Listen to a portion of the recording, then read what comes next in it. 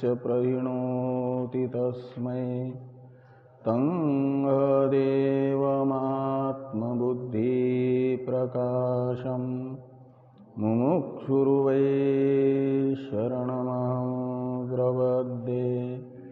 ॐ शान्ति शान्ति शान्तिः। शङ्करं शङ्कराचार्यं केशवं बादरायणं सूत्रभाष्य कृतो वन्दे भगवन्तौ पुनः पुनः। ईश्वरो गुरुरात्मेति मूर्तिभेदविभागिने व्योमवद्व्याप्तदेहाय दक्षिणामूर्तये नमः। ॐ शान्ति शान्ति शान्तिः।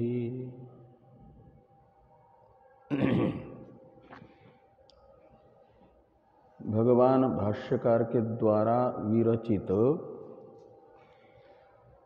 आत्मबोध नामक प्रकरण ग्रंथ की चर्चा हम लोग कर रहे हैं।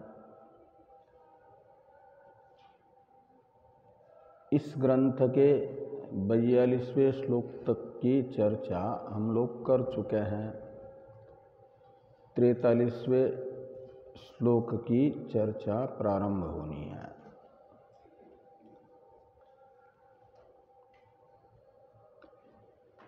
तो ये बताया गया एक रूपक के माध्यम से कि आत्मा रूपी अरणि में ध्यान रूपी मंथन से निरंतर मंथन करने पर एक ज्ञान नामक ज्वाला प्रकट होती है और वह समस्त अज्ञान रूपी ईंधन को जला करके भस्म कर देती है। यानी अज्ञान तथा अज्ञान के कार्य को बाधित कर देती है। जैसे यज्ञ में अरणि मंथन करने पर निकलने वाला जो अग्नि है वह हवन कुंड में प्रकट होकर के अभिव्यक्त होकर के समस्त ईंधनों को जला देता है, समिधादि को। ऐसे ही आत्म विषयक निधिध्यासन, श्रवण मनन निधिध्यासन, ये मंथन अरणि मंथन के तरह मंथन है और इससे शुभ संस्कार अर्जित होता है और वह शुभ संस्कार ज्ञानोत्पत्ति में प्रतिबंधक समस्त दोषों के निवृत्ति पूर्वक तत्त्वमसि वाक्य का सहायक बन जाता है। अहम ब्रह्मास्मि इस ज्ञान ज्योति को प्रकट करने के लिए। और ये जो ज्ञान ज्योति प्रकट होती है उससे समूल अध्यास बाधित होता है। यह 41वें श्लोक में कहा गया था और 42वें श्लोक में कहा गया कि अज्ञान तथा अज्ञान कार्य को बाधित करने वाला तत्त्वमसि वाक्य से प्रकट हुआ अहम ब्रह्मास्मि, यह साक्षात्कार वृत्त्यात्मक है और इस वृत्ति की व्याप्ति से आत्म विषयक अज्ञान तथा तत्कार्य बाधित होता है, निवृत्त होता है। और वह वृत्ति स्वयं भी शांत हो जाती है, बाधित हो जाती है। तो आत्म प्रकाश कैसे होगा, आत्मा का ज्ञान कैसे होगा?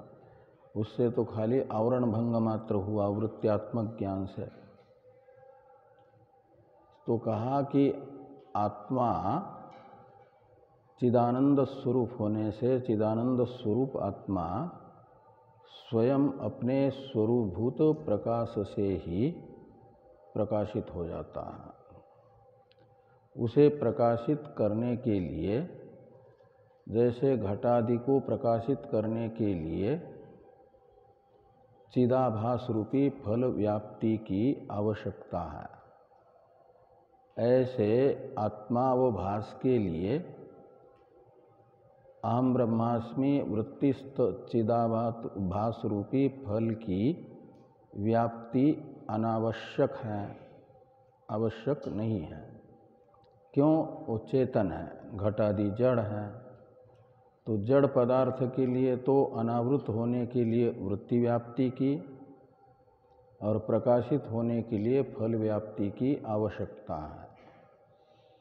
और चेतन आत्मस्वरूप को केवल अज्ञान रूपी आवरण से अनावृत होने के लिए आवश्यकता होगी आत्मवस्तु को अनावृत करने वाली तत्वमशादी वाक्य से उत्पन्न हुई अहम ब्रह्मास्मि इत्याकारक साक्षात्कारात्मिका वृत्ति की।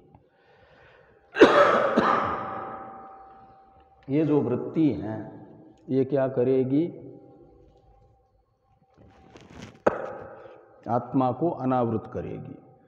और अनावृत हुआ आत्मा चेतन होने से स्वयं ही भाषित होगा। चेतन को भाषित होने के लिए वृत्ति व्याप्ति की फल व्याप्ति की आवश्यकता नहीं है।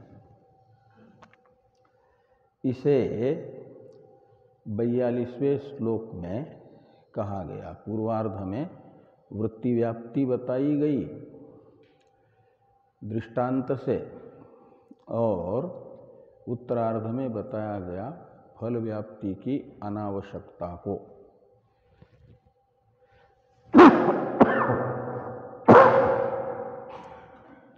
तो ये जो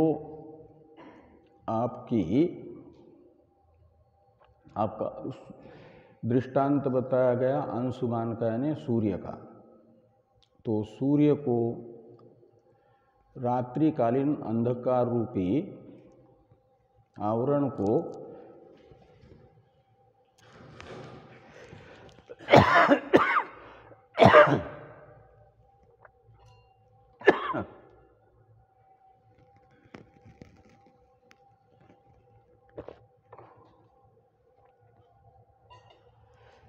तो अंधकार रूपी रात्रिकालीन अंधकार रूपी आवरण को भंग करने के लिए अरुणोदय की ही आवश्यकता है। अरुणोदय के तरह अरुणोदय है यहाँ तत्वमशादी वाक्यों से उत्पन्न हुई वृत्ति। तो अरुणोदय से रात्रिकालीन अंधकार निवृत्त होने पर सूर्य को प्रकाशित होने के लिए अन्य प्रकाशांतर की आवश्यकता नहीं है। वह प्रकाश स्वरूप होने से अपने स्वरूपभूत प्रकाश से ही प्रकाशित होता है। ये दृष्टांत हुआ। ऐसे दार्ष्टान्त में तत्वमशादी वाक्यों से उत्पन्न हुई वृत्ति रूपी अरुणोदय से अज्ञान तथा अज्ञान कार्य अध्यास निवृत्त होने पर ज्ञान स्वरूप आत्मा स्वयं ही भाषित होता है। का मतलब फल व्याप्ति की आवश्यकता नहीं है। ये बात 42वें श्लोक में बताई गई। अब जो बाह्य इंद्रिय तथा अंतःकरण रूपी जो मन है, इनके विषयों को मात्र प्रत्यक्ष मानते हैं, क्योंकि ये प्रत्यक्ष प्रमाण है। इंद्रियों को कहा जाता है प्रत्यक्ष प्रमाण। उनसे उत्पन्न हुआ ज्ञान कहलाता है प्रत्यक्ष प्रमा, और उस प्रमा के विषय को कहा जाता है प्रत्यक्ष विषय। तो प्रत्यक्ष प्रमाण जन्य ज्ञान का जो विषय बनेगा वही प्रत्यक्ष होगा, और बाकी प्रत्यक्ष प्रमाण से अतिरिक्त जिस किसी भी प्रमाण से उत्पन्न होने वाला जो ज्ञान वह परोक्ष ज्ञान होगा, और उस परोक्ष ज्ञान के विषय को कहा जाएगा परोक्ष। आत्मा का ज्ञान किस प्रमाण से होता है? प्रत्यक्ष प्रमाण से होता है या शब्द प्रमाण से होता है? शब्द प्रमाण से।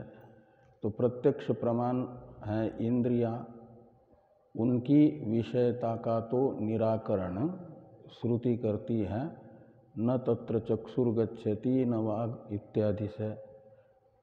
वह वांग मनसातीत है।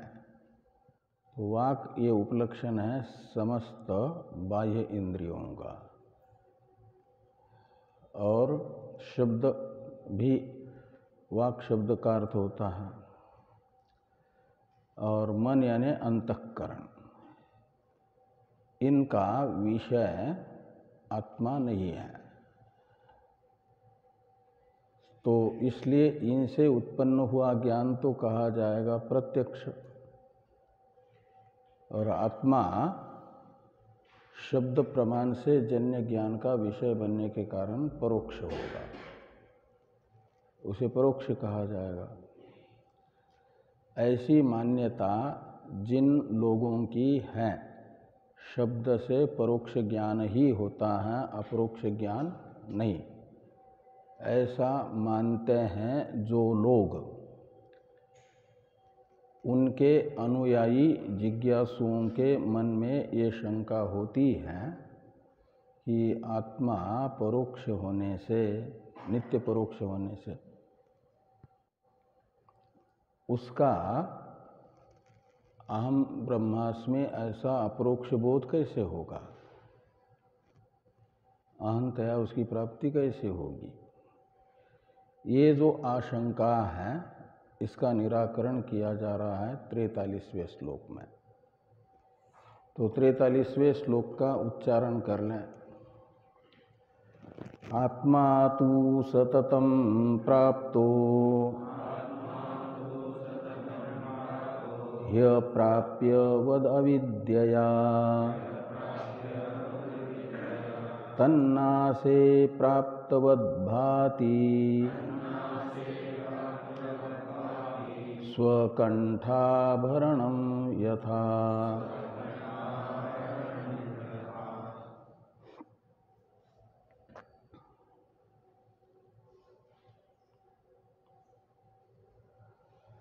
तो पूर्वार्ध में 7 पद हैं, उत्तरार्ध में 6 हैं।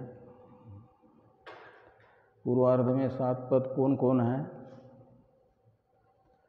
आत्मा एक, दूसरा तू, तीसरा सततम, चौथा प्राप्त, पांचवा ही, षष्ठ अप्राप्यवत, और 7वां है अविद्या।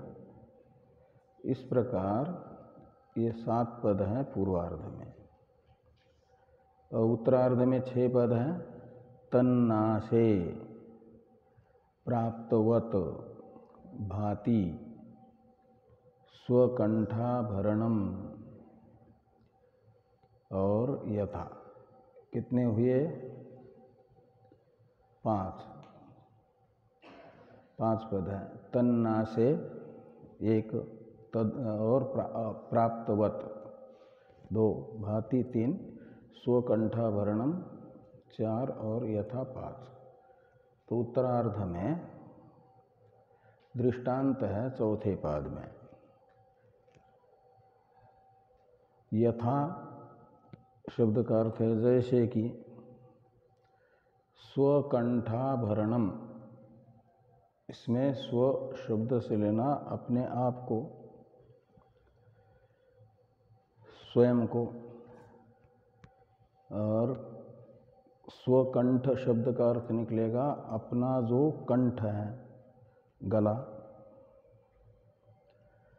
और आभरण शब्द का अर्थ होता है आभूषण, तो अपने गले का आभूषण, स्वकंठाभरणम शब्द का अर्थ निकलेगा, जिसे ग्रैवे यक भी कहा जाता है। ग्रीवा कहते हैं गले को, ग्रैवे यक कहा जाता है ग्रीवा के आभूषण को। स्वकंठाभरणम कहो या ग्रैवे यक कहो, गले का आभूषण हार ये कहो। तो ये कई बार वस्त्र आदि से ढक जाता है और फिर भ्रांति हो जाती है कि ग्रैवे यक कहीं खो गया, कहीं रखा हुआ है, वहाँ से उठाए नहीं तो खोजता है,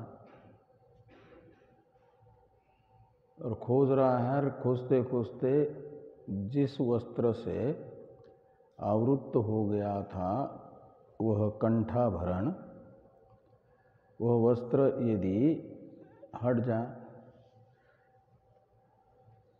और पास वाला व्यक्ति पूछता है क्या खोज रहे हो, तो कहेगा कि गले का आभूषण कहीं खो गया है। वो देख रहा है गले में, तो कहेगा तो तुम्हारा आभूषण तो तुम्हारे गले में ही है, और उसके सामने पूरा का पूरा वह आवरण रूप वस्त्र हटा देगा।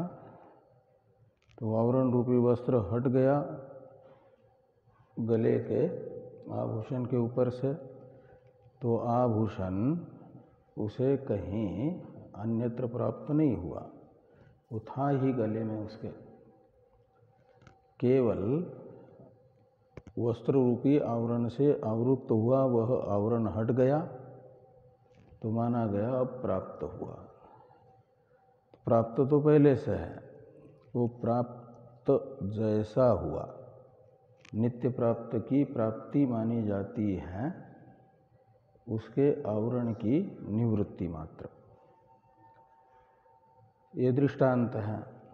ऐसे दार्ष्टान्त में कहते हैं कि सततम प्राप्त आत्मा, आत्मा तो निरंतर, आत्मा ने हमारा अपना स्वरूप मैं ही, तो किसी को किसी का स्वरूप कभी अप्राप्त हुआ हो ऐसी बात तो नहीं है ना, वो तो नित्य प्राप्त है। लेकिन अप्राप्त सा प्रतीत होता है। तो क्यों अप्राप्त सा प्रतीत होता है, तो कहते हैं अविद्या।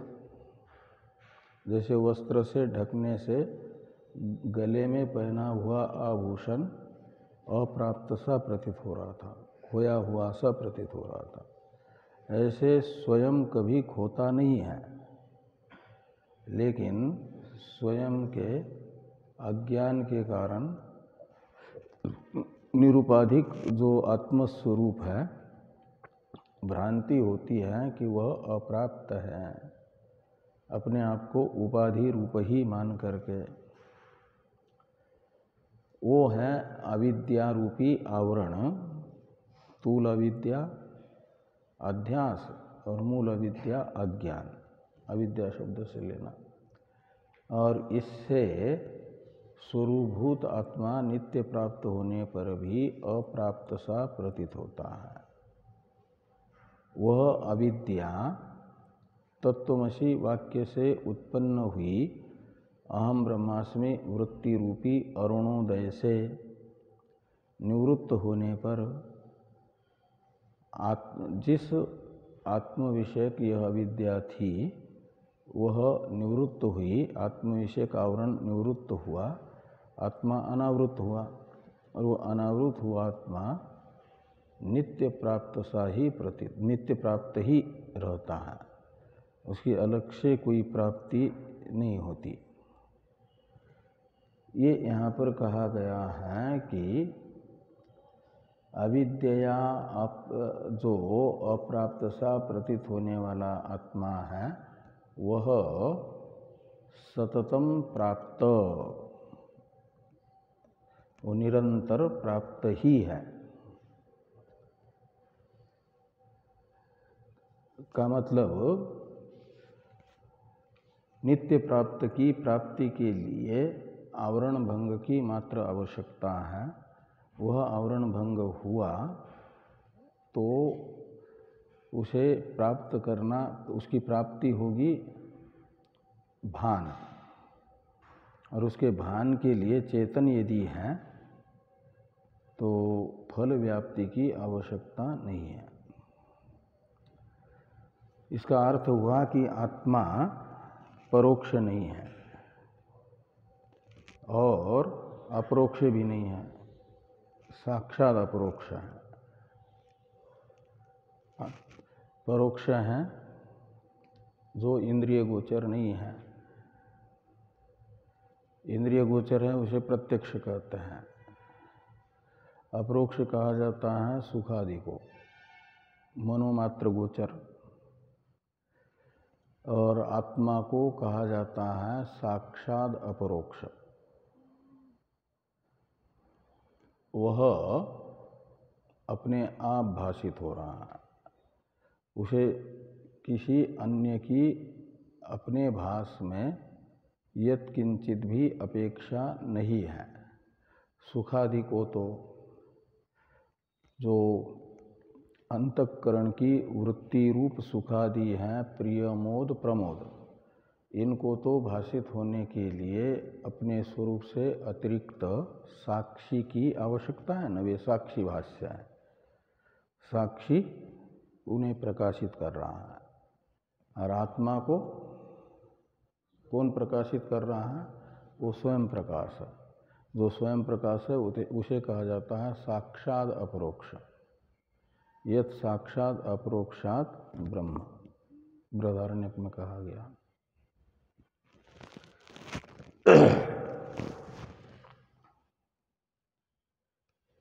अब जिनके मतानुसार कर्तृत्व भोक्तृत्व आत्मा में सत्य है, तार्किकों के मत में, और वह तर्क जिन्होंने पढ़ा हुआ है, जो तर्कशास्त्र के विद्यार्थी रह चुके हैं, फिर वेदांत पढ़ रहे हैं, उनके बुद्धि में तर्कशास्त्र के अध्ययन से आत्मा कर्ता भोक्ता है, कर्तृत्व भोक्तृत्व आत्मा में वास्तविक है, ये संस्कार रहेगा कि नहीं रहेगा? ये संस्कार जिनकी बुद्धि में है वे कहते हैं कर्तृत्व भोक्तृत्व ही संसार है, और कर्तृत्व भोक्तृत्व रूपी संसार से युक्त है आत्मा, और परमात्मा में वह संसार नहीं है, परमात्मा असंसारी है। तो असंसारी परमात्मा के साथ संसारी जीवात्मा का अभेद कैसे होगा? अहम ब्रह्मास्मि ऐसी तत्वमसि वाक्य से ब्रह्मात्म विषयक, ब्रह्मात्म एकत्व विषयक अनुभूति नहीं होगी। ये भेदवादी की आशंका है। इस आशंका का समाधान करने के लिए ये बताया जा रहा है कि जीव का भी उपाधि निरपेक्ष स्वरूप जो है वह असंसारी ही है। कर्तृत्व भोक्तृत्व रूप संसार से रहित ही है। जीव के वास्तविक स्वरूप में कर्तृत्व भोक्तृत्व रूपी संसार अध्यारोपित है, आरोपित है, कल्पित है। तो कल्पित कर्तृत्व भोक्तृत्व से वस्तुतः जो जीव के वास्तविक स्वरूप में असंसारित्व है वह किसी प्रकार से बाधित नहीं होगा। ऐसे रस्सी के अज्ञान से रस्सी सर्पादि रूप से प्रतीत होने मात्र से रस्सी में सर्पादि का विष या पुष्पादि का सुगंध नहीं आता। अध्यारोपित वस्तु के गुण दोषों से अधिष्ठान संश्लिष्ट नहीं होता, उसका कोई संबंध नहीं बनता है। संबंध बनता है समान सत्ता वाले दो पदार्थों का। तो आत्मा का वास्तविक स्वरूप तो पारमार्थिक सत्ता वाला है, और उस पारमार्थिक सत्ता वाले आत्म स्वरूप को छोड़ करके दूसरा कोई है नहीं पारमार्थिक सत्ता वाला। और इसलिए कर्तृत्व भोक्तृत्व वती जो बुद्धि, उसे व्यावहारिक सत्ता वाला कहो या प्रातिभाषिक सत्ता वाला कहो, विज्ञानमय कोश को, उसी में कर्तृत्व भोक्तृत्व आदि संसार है। और अज्ञानवशात उसमें तादात्म्य अभिमान करने वाले जीव में विज्ञानमय कोशगत कर्तृत्व आदि का आरोप होता है संसार का। तो आरोपित कर्तृत्व से आत्मा वस्तुतः संसारी सिद्ध नहीं होगा, असंसारी है। इसलिए असंसारी वास्तविक आत्मस्वरूप का और ब्रह्म का अभेद किसी प्रकार से बाधित नहीं होगा, एकत्व तो नहीं होगा, ये नहीं कह सकते। ये यहाँ पर कहा जा रहा है। तो 44वें श्लोक का उच्चारण कर लें। स्थानो पुरुषवद भ्रांत्या कृता ब्रह्मणि जीवता जीवस्य तात्विके रूपे तस्मिन् दृष्टे निवर्तते।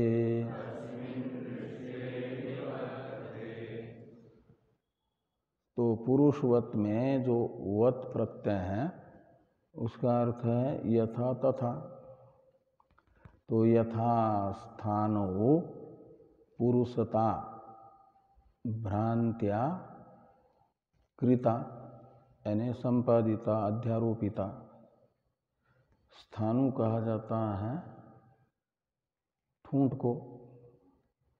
कई लोग पेड़ को काटते हैं तो एकदम जड़ सहित नहीं काटते, ऊपर का कुछ हिस्सा छोड़ करके जड़ से ऊपर का बाकी सब काट दिया, तने का कुछ हिस्सा बचा दिया। वो जो बचा हुआ हिस्सा है उसे कहा जाता है स्थानु। और इतना ऊंचा है कि कोई कोई पेड़ का वो स्थानु रहता है बैठे हुए पुरुष की ऊंचाई का, कोई कोई होता है खड़े हुए पुरुष के ऊंचाई का। तो मंदांधकार में दूर से वो स्थानु पुरुष के रूप में भ्रांति से प्रतीत होता है। पुरुष खड़ा है या तो बैठा है, ऐसा भ्रम हो जाता है। तो पुरुषो यम, ये जो निश्चय हुआ अयथार्थ ज्ञान भ्रांति, इस भ्रांति से स्थानु में पुरुषता अध्यारोपित है। जैसे जब पास में जाता है, स्थानु को देखता है, तो स्थानु का ज्ञान, जिसमें पुरुषता का अध्यारोप हुआ था, उस स्थानु का स्थानुत्वेन रूपेण भान हुआ, यथार्थ ज्ञान हुआ। इस यथार्थ ज्ञान से स्थानु में अध्यारोपित तो पुरुषता की निवृत्ति होती है कि नहीं? फिर स्थानु अयम ऐसी भ्रांति नहीं रहती। स्थानु अयम ये ज्ञान होने पर पुरुषो यम ये भ्रांति स्थानु को देख करके नहीं रहेगी। ये दृष्टांत हुआ। किससे स्थानु में अध्यारोपित पुरुषता की निवृत्ति हुई? स्थानु के ज्ञान से, स्थानु के यथार्थ ज्ञान से। ऐसे कहते हैं स्थानु के तरह है ब्रह्म, वो है अधिष्ठान। तो स्थानु में पुरुष भ्रांति का अधिष्ठान स्थानु है, पुरुष है अध्यारोपित। ऐसे पुरुष स्थानीय हो जाएगा जीव, पुरुषता स्थानीय हो जाएगा जीवता धर्म, और ब्रह्म हो जाएगा स्थानु स्थानीय। तो ये कहते हैं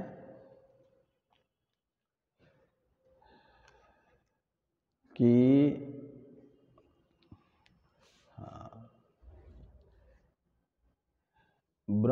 जीवस्य तात्विके रूपे ब्रह्मणि जीवता भ्रांत्या कृता, कृता यानी संपादिता, अध्यारोपिता। कृता शब्द का अर्थ करिए तो ब्रह्मणि का विशेषण है जीवस्य तात्विके रूपे। तो जीव का जो तात्विक स्वरूप है वो कौन है? ब्रह्म। तो जीव के तात्विक स्वरूप ब्रह्म में जीवता यानी जीव भाव अध्यारोपित है। कृता का अर्थ है अध्यारोपिता, जीवता। तो ये जो जीव भाव है, जीवता का अर्थ है जीव भाव, ब्रह्म में जीव भाव का अध्यारोप हुआ है, जैसे स्थानु में पुरुष का अध्यारोप हुआ। कहा ये जो अध्यारोपित जीव भाव है ब्रह्म में, ये कैसे निवृत्त हुआ? स्थानु में अध्यारोपित पुरुष भाव की तो निवृत्ति हुई स्थानु ज्ञान से। ऐसे ब्रह्म में अध्यारोपित जीव भाव की निवृत्ति किससे होगी? ये प्रश्न होने पर उसका उत्तर देते हुए कहा तस्मिन् दृष्टे निवर्तते, चौथे पाद में। तो तस्मिन् यानी जीवस्य तात्विके रूपे ब्रह्मणि, तत् ये सर्वनाम जीव के तात्विक रूप का परामर्शक है। और जीव का तात्विक रूप कौन है? ब्रह्म। इसलिए तस्मिन् शब्द का अर्थ है ब्रह्मणि। दृष्टि का अर्थ है अहंतया अपरोक्षीकृत्ये। तो जैसे ही अधिष्ठानभूत ब्रह्म का अहंतया दृढ़ अपरोक्ष होगा तत्त्वमसि वाक्य से, तो क्या होगा? निवर्तते। निवर्तते का कर्ता होगा अध्यारोपिता जीवता। तो ब्रह्म में अध्यारोपित जीव भाव की निवृत्ति होगी। ये जीव भाव ही तो अर्थाध्यास है ना, और ज्ञानाध्यास है जीव भाव का ज्ञान। मैं ब्रह्म नहीं हूँ, जीव हूँ। यह अनुभूति, ये ज्ञान भ्रांति ज्ञानाध्यास हुआ। और इसका विषय जो जीव भाव है वो है अर्थाध्यास। और इन दोनों का ज्ञानाध्यास तथा अर्थाध्यास रूपी स्थूल अविद्या का कारण है मूल अविद्या अज्ञान। और जैसे ही जीव के तात्विक स्वरूप ब्रह्म का अहंतया अप्रोक्ष होता है, उससे मूल अविद्या सहित स्थूल अविद्या बाधित हो जाती है, निवृत्त हो जाती है। यही आवरण भंग है। तो ये कहा कि तस्मिन् दृष्टे निवर्तते, जीव भाव भी निवृत्त हो रहा है। इसलिए ये नहीं कहा जा सकता कि जीवता यानी कर्तृत्व भोक्तृत्व रूप संसारित्व, ये जीवता है, जीव भाव है, यह वास्तविक होगा, ये नहीं कह सकते। वास्तविक होगा तो ब्रह्म ज्ञान मात्र से निवृत्त नहीं होगा, लेकिन ब्रह्म ज्ञान मात्र से निवृत्त हो रहा है, इसलिए इसे कहा जाएगा कल्पित, अध्यारोपित।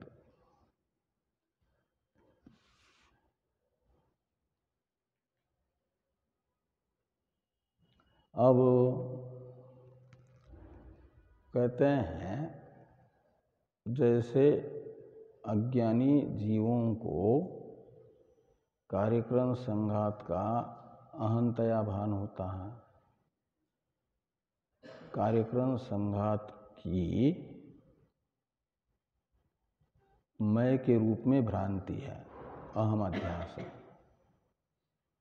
और कार्यक्रम संघात संबंधी पुत्र दारादि में होती है ममता की भ्रांति। मैं यह हूँ और मेरे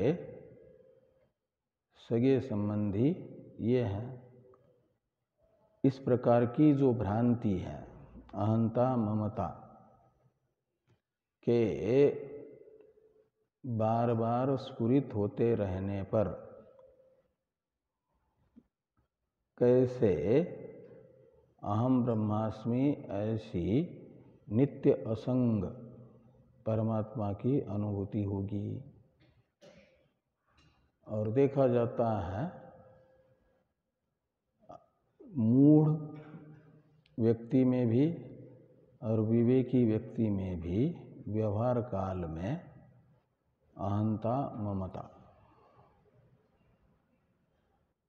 तो इस प्रकार अहंता ममता के कार्य कर रहते हुए अहम ब्रह्मास्मि ऐसा ब्रह्मात्म एकत्व विषयक अनुभव कैसे संभव होगा, ये एक आशंका हुई जिज्ञासु के बुद्धि में।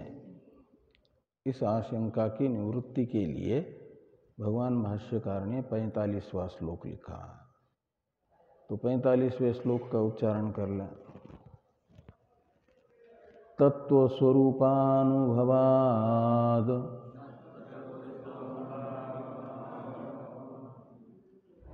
उत्पन्नं ज्ञानमंजसा अहम ममेति चाज्ञानम् बाधते दिग्भ्रमादिवत्।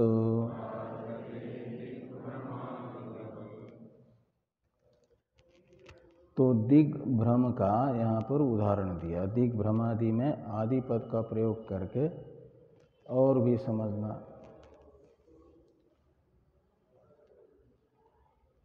तो जैसे दिग्भ्रांत व्यक्ति को दिशा में भ्रांति हो जाती है, पूर्व दिशा को पश्चिम समझता है, दक्षिण को उत्तर समझता है, उत्तर को दक्षिण समझता है, ये दिग्भ्रम है। यह दिग्भ्रम जब उसे यथार्थ वक्ता समझाता है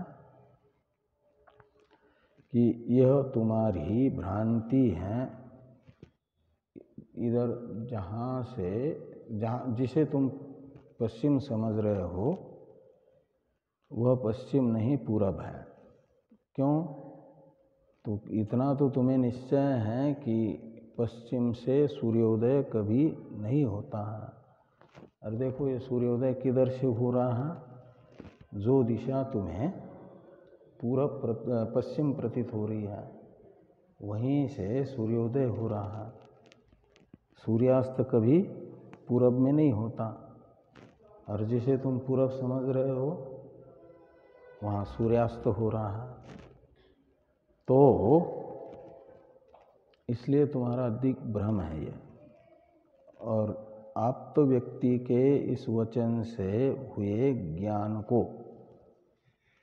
जब यथार्थ ज्ञान के रूप में, परमात्मक ज्ञान के रूप में स्वीकार करता है दिग्भ्रांत व्यक्ति, तो उसका दिक् विषयक भ्रम निवृत्त होता है। ऐसे ही यहाँ पर कहते हैं कि तत्व स्वरूपानुभवात, तत्व स्वरूप अनुभव है जीव का जो तत्व यानी वास्तविक स्वरूप, वो है प्रत्येक अभिन्न ब्रह्म। इसलिए तत्व शब्द से लेना प्रत्येक अभिन्न ब्रह्म। उस प्रत्येक अभिन्न ब्रह्म स्वरूप का अनुभव, साक्षात्कार, ये यथार्थ ज्ञान है। तो प्रत्येक अभिन्न ब्रह्म मैं हूँ, ऐसा जो अपरोक्ष साक्षात्कार है और ये उत्पन्न हुआ है,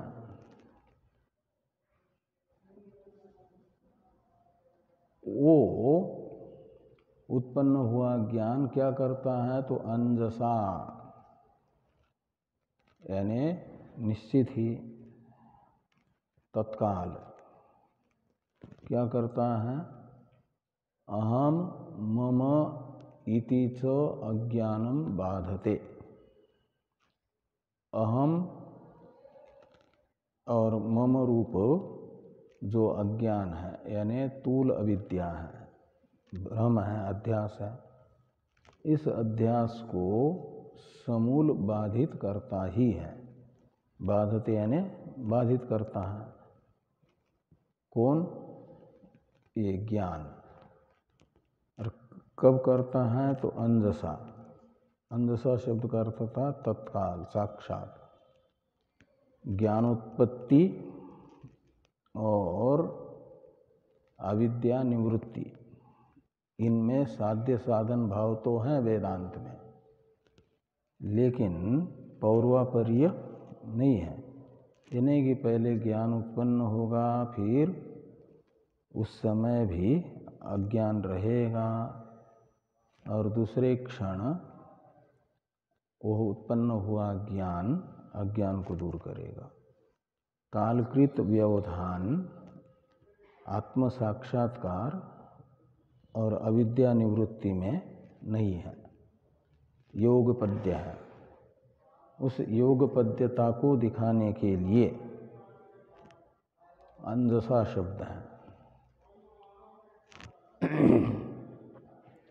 जैसे ही अहम ब्रह्मास्मि यह बोध उत्पन्न हुआ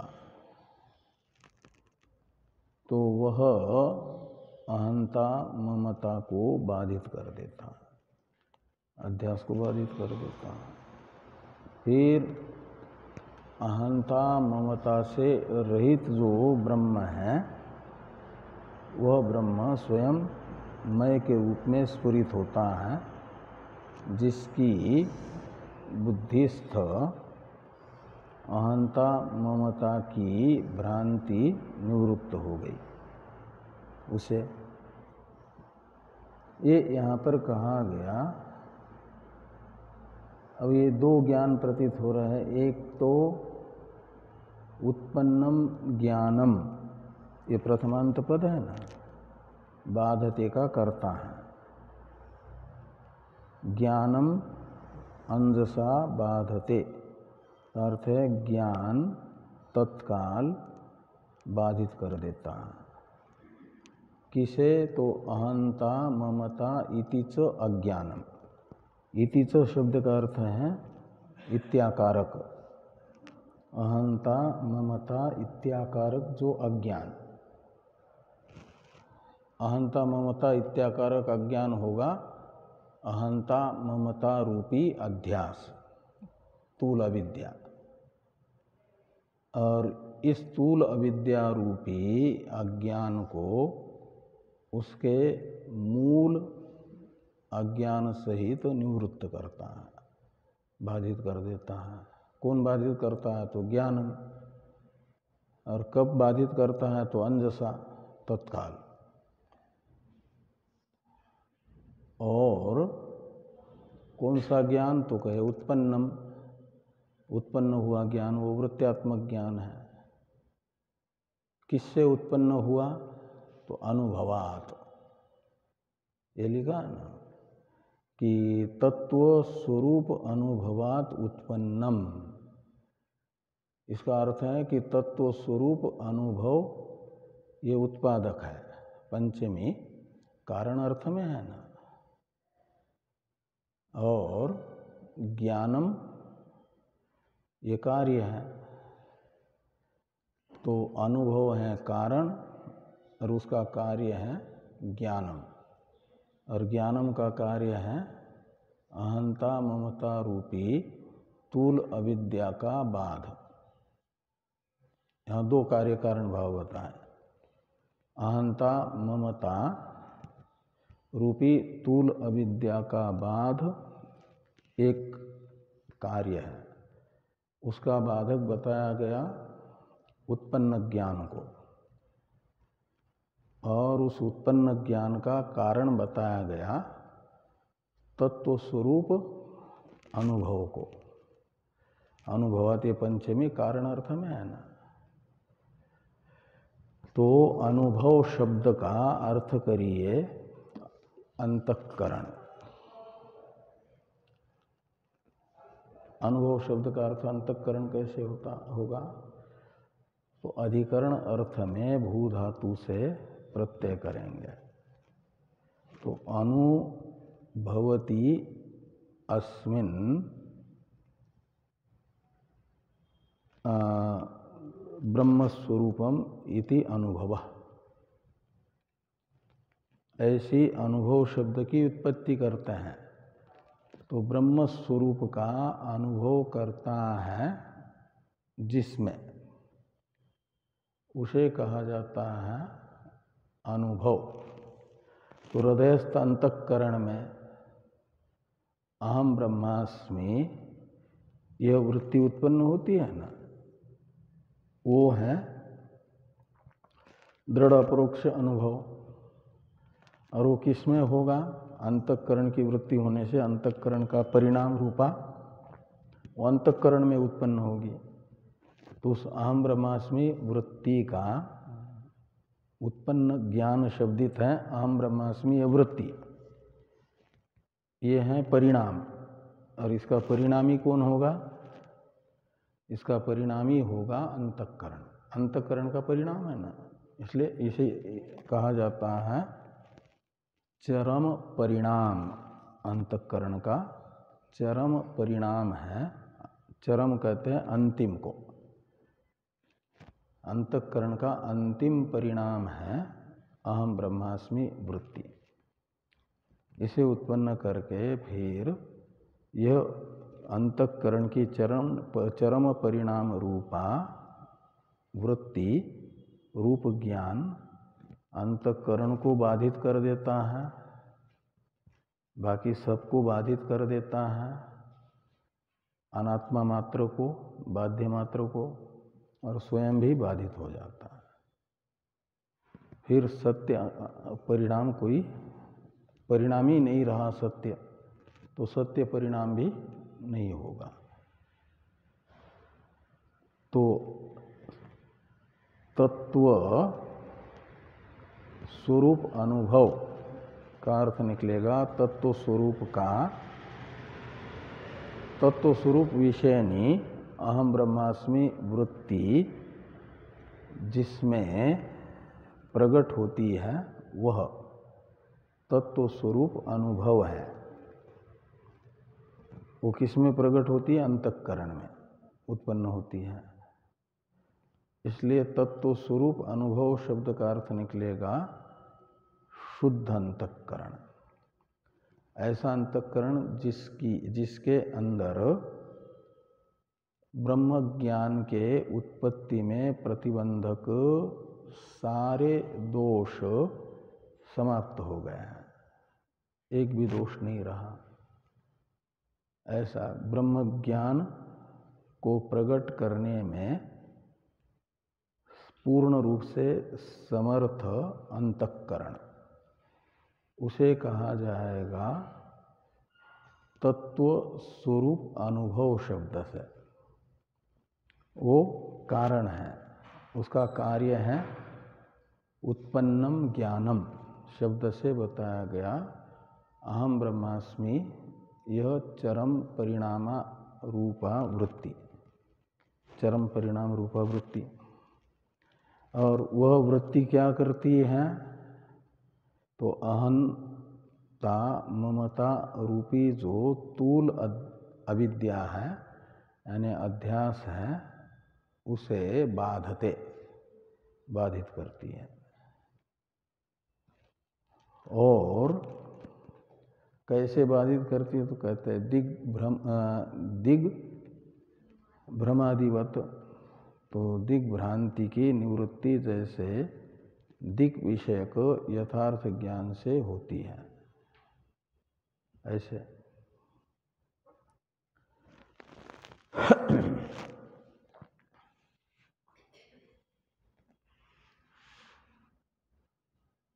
अब जब अध्यास मात्र का बाध हुआ अहम ब्रह्मास्मि इस ज्ञान से,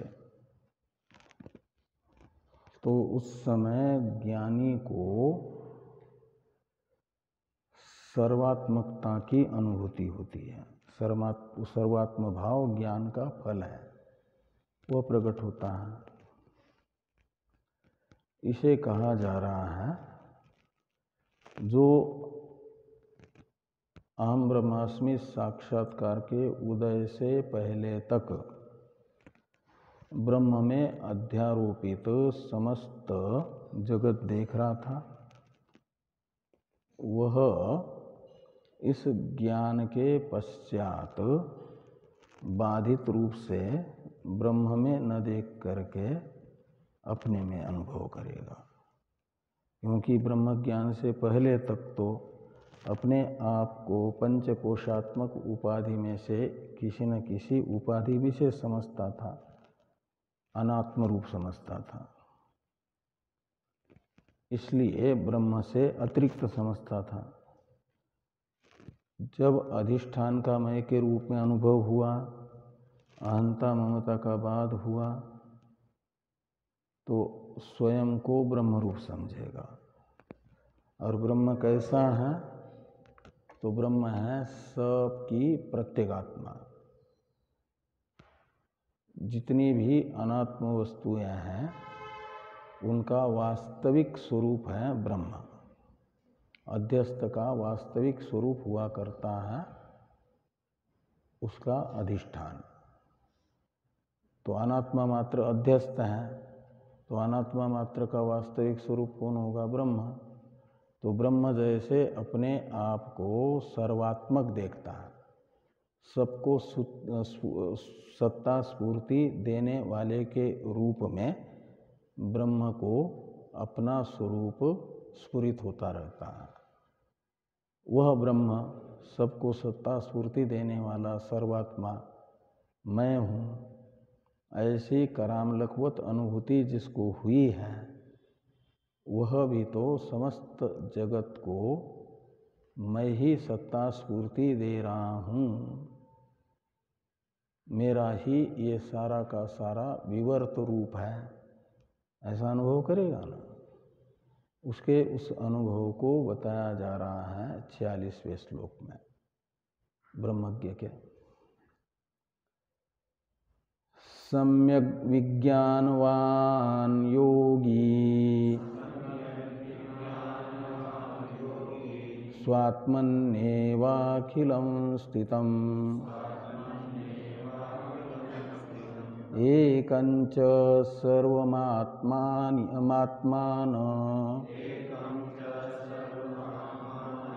मीक्षते ज्ञानचक्षुषा।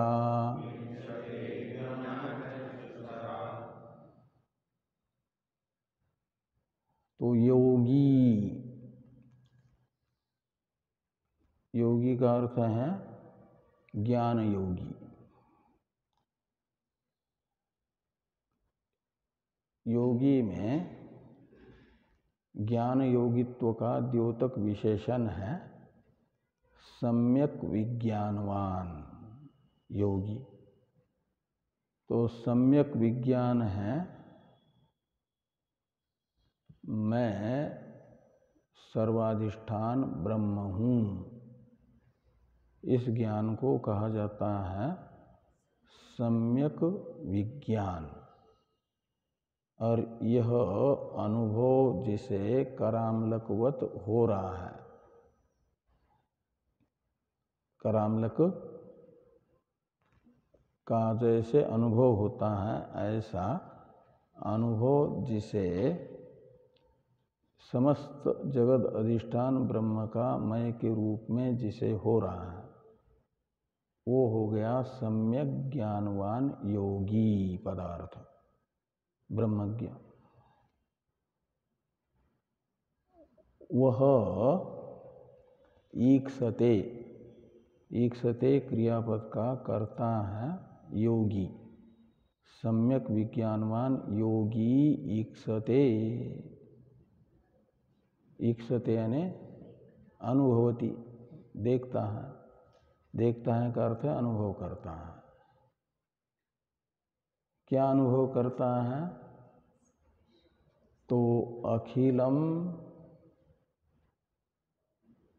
स्वात्मनि एव स्थितम, अखिलम यानी समस्तम जगत स्वात्मनि एव स्थितम ईक्षते अनुभवती।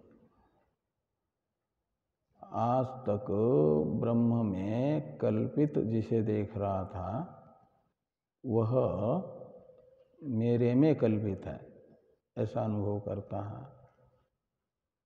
मैं ही सर्वाधिष्ठान हूँ, मेरे में ही समस्त जगत अध्यारोपित है, मेरा ही विवर्त रूप है जगत, ऐसा अनुभव करता है। और वो मैं कैसा हूँ? तो कहते एकंच सर्वम, मैं एक हूँ और सर्व हूँ यानी सर्वात्मा हूँ। आत्मानम यानी स्वयं को, सारे जगत को तो अपने में कल्पित देखता है और स्वयं को कैसे देखता है? एकम, आत्मा अनेक नहीं है, एकम ये आत्मानम का विशेषण है और सर्वम भी आत्मानम का विशेषण है। एक आत्मा है और वह सर्व है यानी समस्त जगत अधिष्ठान है, सर्वात्मक। तो सर्वात्मा एक मैं हूँ ऐसा अपना अनुभव करता है। तो अपने एक सर्वात्म स्वरूप को समस्त जगत के अधिष्ठान स्वरूप को क्या इस आँख से देखता है, चर्म चक्षु से? तो कहते नहीं, देखता तो आँख से ही है लेकिन इस चर्म चक्षु रूपी आँख से नहीं देखता, ज्ञान नेत्र से देखता है, ज्ञान चक्षु से देखता है। इसलिए अंतिम पद है ज्ञान चक्षुषा, वो ज्ञान रूपी चक्षु से समस्त जगत का मय के रूप में अनुभव करता है। अपने में ही सारे जगत को कल्पित देखता है। अपने से अलग अणु से अणु जो वस्तु है जगत की, उसकी भी कोई सत्ता नहीं। उसको यदि सत्ता स्फूर्ति मिल रही है तो मेरे से ही मिल रही है, ऐसा ज्ञान नेत्र से अनुभव करता है। बाकी की चर्चा हम लोग कल करते हैं। ओम पूर्णमदः पूर्णमिदं पूर्णात् पूर्णमुदच्यते पूर्णस्य पूर्णमादाय पूर्णमेवावशिष्यते। ओम शांति शांति शांति। शंकरं शंकराचार्यं केशवं बादरायणं सूत्रभाष्य कृतो वंदे भगवन्तौ पुनः पुनः। ईश्वरो गुरुरात्मेति मूर्तिभेद विभागिने व्योमवद्व्याप्तदेहाय दक्षिणामूर्तये नमः। ओम शांति शांति शांति।